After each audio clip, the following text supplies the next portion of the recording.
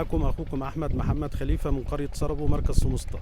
النهارده ان شاء الله باذن الله هاخدكم في جوله معايا في منحلي المتواضع بامر الله باذن الله نقدم لكم حاجه كويسه. واللي حابب يا جماعه يدخل في المجال ده او حابب يتعلم انا تحت امره. انا رحت محافظه الغربيه ومحافظات تانية كتير بسبب موضوع النحل والعسل. يا جماعه مفيش بطاله، الناس كلها شغاله في المجال ده، فليه لا؟ يعني عادي. الحمد لله ربنا من عليا بخبره بفضل والدي. احنا خبره في المجال ده لينا 30 سنه، ربنا يدي الوالد الصحه. ليه لا نكون سبب في فتح ابواب رزق للناس كلها؟ فاللي عاوز واللي حابب يتعلم المجال ده انا تحت امره بدون اي مقابل، ودي هتكون صدقه جاريه على روح والدتي، وهتكون بنيه الشفاء ان ربنا يشفي والدي. فاللي عنده اي حاجه انا تحت امركم، هسيب الرابط تحت الفيديو. وفي مجال النحل اي حاجه تخص النحل انا تحت امر الجميع. حاليا دلوقتي موجودين في المنحل مع حضراتكم. سبحان الله، يعني يا جماعه في اعجاز في القران الكريم. ربنا سبحانه وتعالى بيقول في القران يخرج من بطونها. طب بطونها ازاي؟ اكتشف العلم الحديث يا اخوانا ان في للنحله 3 بطون، بطن اولى وبطن ثانيه وبطن ثالثه. الرحيق بيدخل من البطن الاولى بيدخل للبطن الثانيه بصمام امان في النحله، وبيرجع في البطن الثالثه بيتحط عليه بعض الانزيمات وبيخرج من بق النحله مش من مؤخرتها زي الناس ما كانت مفتكره. لا، النحل بيدخل بيخرج من بق النحله. والنحله علشان تقضي حاجتها استحاله تقضي حاجتها جوه الخليه، بتطلع بره تقضي حاجتها وترجع. لو وصلت بيها ان هي ممكن تموت جوه الخليه لو في سوء احوال جويه مطره في الشتاء، استحاله النحله تقضي حاجتها جوه الخليه، لا ده بتطلع بره خارج الخليه وتقضي حاجتها. واحنا ان شاء الله باذن الله في جوله مع بعضينا بامر الله نشوف ازاي بنطلع العسل، وازاي ان انت تفرق بين العسل الطبيعي والعسل المغشوش. اللي احنا هنا المنحل بتاعنا احنا بننقله. احنا كنا في شهر 4 كنا في محافظه البحيره، جبنا انتاج عسل موالح من البحيره، ومن بعد منها طلعنا على محافظة الشرقية. عسل البرسيم بتاع الشرقية بيطلع قبل من هنا بشهر، فاخدنا قطفة عسل برسيم في الشرقية وجينا هنا خدنا قطفة عسل برسيم، وحاليا احنا موجودين في السمسم وعباد الشمس.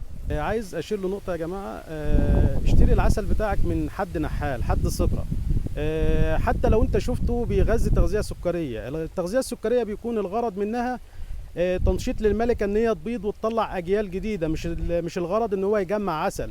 هو لو هيجمع عسل كل 4 كيلو ونص سكر بيطلعوا كيلو عسل، فكده عمليه خسرانه بكل المقاييس. التغذيه بتاعت النحال بتكون في فتره معينه، شح المرعى بره مفيش ظهور زي كده فبيغذي.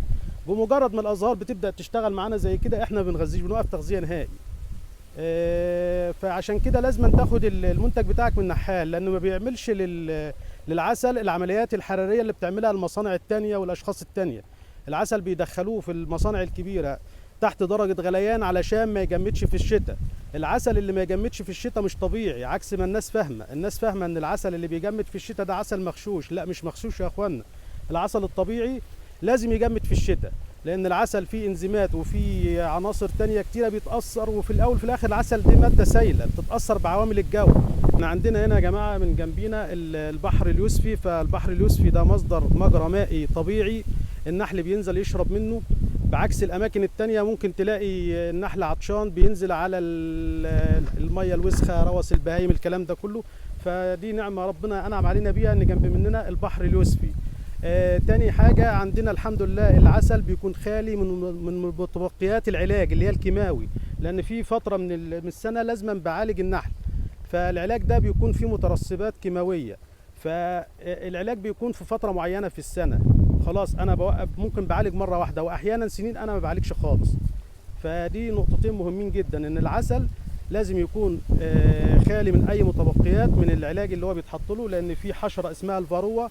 الحشرة دي بتركب فوق راس النحلة، بتفرتك النحلة، بتموتها، فانت لازما بتعالجها، لان ده برضه في الاول وفي الاخر كائن حي هتسأل عنه. دي يا جماعة اسمها المدخنة، ديت بنحط فيها حاجة قبل الاشتعال كده، فبندخن بيها على النحل بيحس ان في زي حريق كده ولا حاجة، فبيبدأ النحل يهدى والشراسة بتاعته بتقل. بقدر انا اشتغل كنحال وادخل على الخلية واقدر افتحها. من غير دي ده السلاح بتاعي وانا داخل المنحل، ده سلاحي مع النحل. بس وفي نقطة كنت حابب أضيفها، هو النحل مش قريبي ولا ابن عمي علشان بيجمع لي العسل، لا النحل بيبقى مجمع العسل ده مخزون ليه هو في الشتاء علشان يقدر يعيش ويقدر المستعمرة بتاعته ديت ما تنقرضش، يعني بيبقى جايب العسل ليه هو، فأنا باخد العسل بتاعه فبضطر أديله تغذية تعويضية علشان السلالة بتاعت النحل ما تنقرضش. النحل كائن حي زي أي حاجة بتتكاثر،